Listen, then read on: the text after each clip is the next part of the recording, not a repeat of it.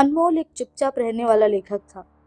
लोग उसकी कहानियों के दीवाने थे, खासकर डरावनी कहानियां जो इंसान के मन की गहराई में उतरती थी।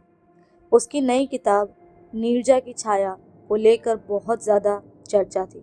नीरजा इस कहानी की एक मुख्य किरदार एक सीधी सादी लड़की थी जिसे उसके ही परिवार ने मार डाला था, लेकिन मौत के बाद भी उसकी आत्मा न्याय की तलाश में भटकती रहती थी। अनमोल ने इस बार कुछ अलग ट्राई किया था। उसने नीरजा को माफी मांगते हुए मरने नहीं दिया, बल्कि उसे एक अधूरी आत्मा की तरह छोड़ दिया, जो हमेशा ढूंढती रहेगी एक कहानी का असली अंत। एक रात जब अनमोल अगली कहानी की शुरुआत करने वाला था, तभी कमरे में रखी उसकी पुरानी डायरी अपने आप गिर पड़ी। उसने जैसे ही उसे उठाया, उसमें एक नया पन्ना जुड़ा हुआ था। पन्ने पर सिर्फ एक ही लाइन लिखी हुई थी, कहानी अभी अधूरी है और मैं अभी भी इंतजार कर रही हूँ।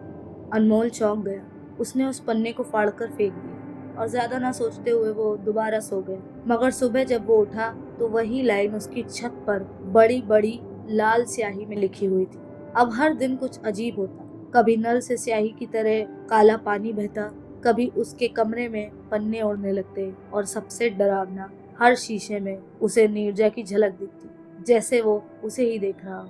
अनमोल ने डर के बावजूद सब नजरअंदाज करने की कोशिश की, लेकिन एक रात जब वह नींद में था, उसकी बुक अपने आप खुल गई और उसमें पेन अपने आप चलने लगा।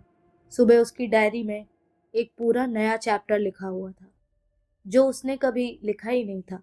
अनमोल ने मुझे अधूरा छोड़ा, अब मैं उसे अधूरा कर दूंगी।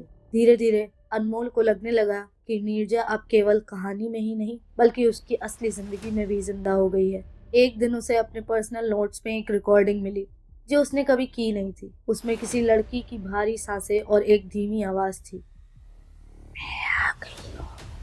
उसके बाद घर में चीजें गिरने लगी, दरवाजे अपने आप खुलने लगे, कमरे में अजीब सी ठंडक और दोबारा से खून की महक फैल जाती। एक रात जब अनमोल सो रहा था, किसी ने धीरे से उसके कान में कहा, अब तुम्हारी कलम मेरी है।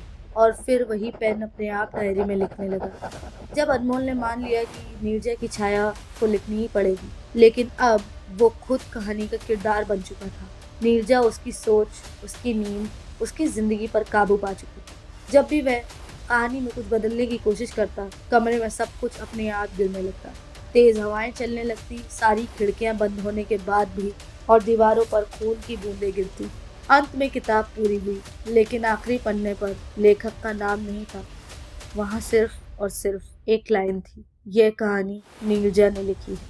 कई हफ्तों बाद अनमोल का घर खाली था। अंदर एक पुरानी डायरी पड़ी थी, उस पर ताजा स्याही से लिखा था, अब अगला किरदार आप भी हो सकते हैं।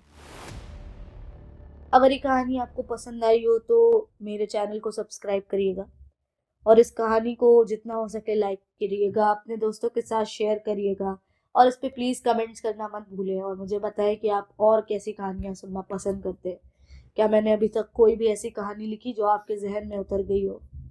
आपका फीडबैक मेरे लिए बहुत ही ज़्यादा हेल्पफुल साबित हो सकता है, और आपका एक लाइक, एक सब्सक्राइब मेरे लिए बहुत ज़्यादा सपोर्ट प्रोवाइड कर सकता है। Thank you so much. मिलते हैं अगली कहानी के साथ, तब तक के लिए अलविदा।